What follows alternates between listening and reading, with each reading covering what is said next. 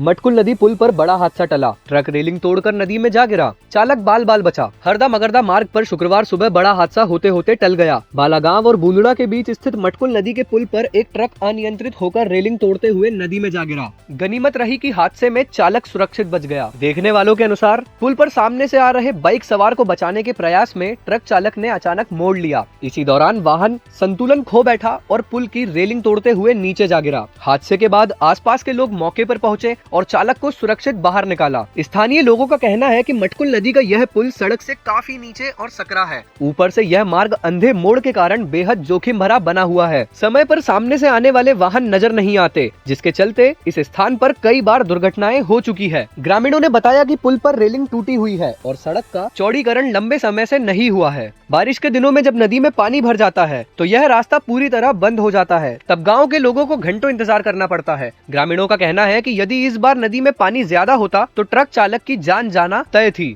लोगों ने एक बार फिर प्रशासन से पुल को ऊंचा करने और सड़क का चौड़ीकरण करने की मांग की है, ताकि भविष्य में इस तरह के हादसे रोके जा सके। अब बदलेगी हरदा की चाल, क्योंकि आ गया है बाटा फुटवेयर का शोरूम हरदा में। अब चलो स्टाइल में, पता ground floor GP mall, bus stand road, Harda. 4 साल की बच्ची से दरिंदगी की कोशिश, सीसीटीवी में कैद हुआ आरोपी। पिता की रिपोर्ट पर पुलिस ने भेजा जेल। छिपावड़ थाना क्षेत्र से मानवता को शर्मसार करने वाली घटना सामने आई है। यहाँ एक 50 वर्षीय व्यक्ति ने 4 साल की मासूम बच्ची के साथ अश्लील हरकत की। परिजनों की शिकायत पर पुलिस ने त्वरित कार्रवाई करते हुए आरोपी को गिरफ्तार कर न्यायालय में पेश किया, जहाँ से उसे जेल भेज दिया गया। महिला थाना प्रभारी निकिता विल्सन ने बताया कि घटना गुरुवार सुबह की है। बालिका अपने पिता की दुकान पर बैठी थी, तभी मोहल्ले का ही आरोपी सोहन कोरकू उम्र 50 वर्ष वहाँ आया और उसके साथ छेड़छाड़ करने लगा। बच्ची के रोने पर आरोपी मौके से भाग गया। कुछ देर बाद जब पिता दूध लेकर दुकान पर लौटे तो बच्ची ने रोते हुए पूरी बात बताई। पिता ने तत्काल दुकान पर लगे सीसीटीवी फुटेज खंगाले, जिसमें आरोपी की हरकत साफ नजर आई। इसके बाद उन्होंने पुलिस को सूचना दी। महिला थाने में आरोपी सोहन कोरकू के खिलाफ भारतीय न्याय संहिता बीएनएस की धारा 74 और पॉक्सो एक्ट की धारा 7-8 के तहत मामला दर्ज किया गया। पुलिस ने आरोपी को गिरफ्तार कर न्यायालय में पेश किया, जहां से उसे न्यायिक हिरासत में जेल भेज दिया गया। पीड़िता के पिता ने यह भी आरोप लगाया कि गांव के सरपंच ने आरोपी के पक्ष में दबाव बनाने की कोशिश की। उनका कहना है कि सरपंच ने कुछ लोगों के साथ घर आकर रिपोर्ट वापस लेने की धमकी दी। हालांकि इस संबंध में अभी तक कोई भी लिखित शिकायत थाने में दर्ज नहीं कराई गई है। बाजार में दूध लेने गया था तो मेरी बच्ची बाहर बैठी हुई थी, तो एक आदमी आया और कुर्सी पे बैठ गया उसके साइड में और उसके साथ छेड़छाड़ गलत हरकत करने लगा।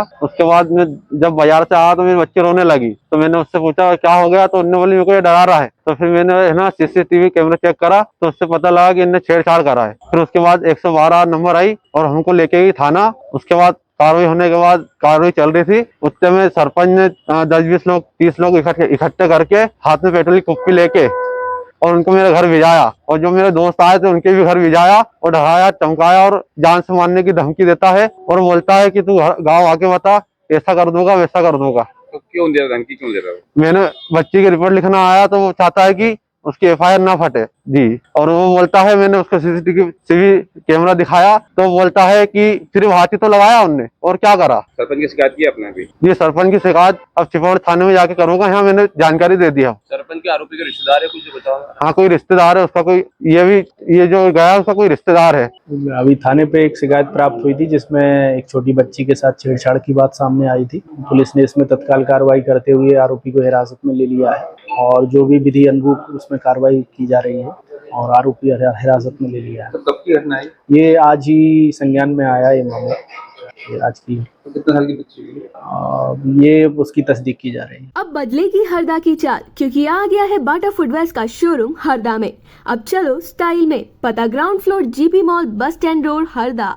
खेत में हुई खौफनाक वारदात, पत्नी की चाह में मालिक ने मजदूर की जान ले ली। हरदा जिले के सिराली थाना क्षेत्र के ग्राम लाल माटी में खेत मालिक ने अपने मजदूर की बेरहमी से हत्या कर दी। घटना के पीछे का कारण जानकर हर कोई हैरान है। खेत मालिक अपनी मजदूर की पत्नी से मुलाकात करना चाहता था, लेकिन जब मजदूर ने काम छोड़ने की बात कही तो उसने गुस्से में आके उसकी जान ले ली। 20 अक्टूबर को खेत में मजदूर सुखलाल कोरकू ग्राम इमली ढाना का शव मिला था। पुलिस ने प्रारंभ में अज्ञात आरोपी के खिलाफ हत्या का मामला दर्ज किया था, लेकिन गहन जांच और मुखबिर तंत्र की मदद से पुलिस ने आरोपी रामदीन मालविया को गिरफ्तार कर लिया। गुरुवार को पुलिस कंट्रोल रूम में आयोजित प्रेस कॉन्फ्रेंस में एसीपी अमित कुमार मिश्रा ने मामले का खुलासा किया। उन्होंने बताया कि घटनास्थल के आसपास के ग्रामीणों से पूछताछ और साक्ष्यों के आधार पर पता चला कि हत्या के दिन मृतक अपने खेत मालिक रामदीन मालविया के साथ मवेशी चराने गया था। करीब 4 घंटे बाद आरोपी अकेला ही घर लौट आया था। थाना प्रभारी सीताराम पटेल ने बताया कि हिरासत में लेकर पूछताछ करने पर रामदीन ने अपना जुर्म कबूल कर लिया। आरोपी ने बताया कि सुखलाल उसके खेत पर 1.5 साल से मजदूरी कर रहा था